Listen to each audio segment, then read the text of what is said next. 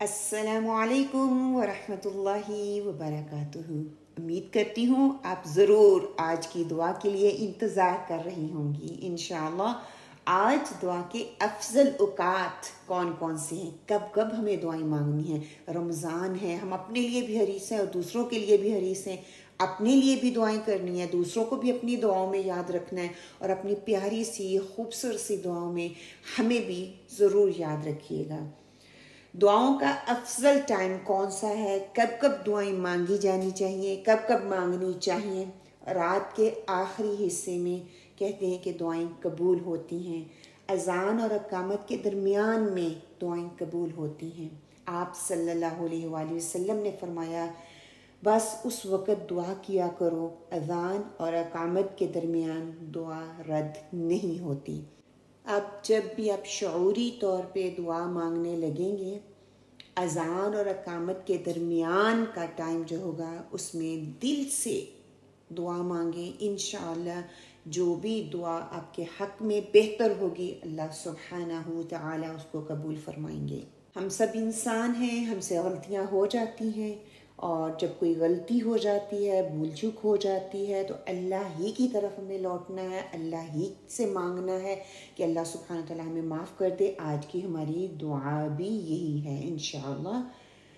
ربنا لا تؤاخذنا ان نسینا او اخطأنا۔ اب اس دعا میں ربنا را ہیوی ہے، با دو با ہیں اس میں، ٹھیک ہے؟ تو ربنا، لا 2 کاؤنٹ ہے، خوا جو ہے وہ ہیوی ہے، نا جو ہے اس کو ہم 4 اور 5 کاؤنٹ لمبا کریں گے۔ اگر میں رک رہی ہوں تو 2 کاؤنٹ ہوگا۔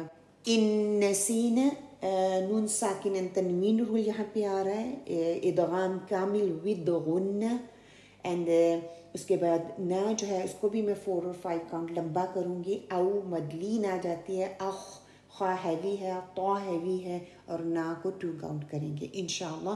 اب ہم دوبارہ سے اس کو پڑھتے ہیں۔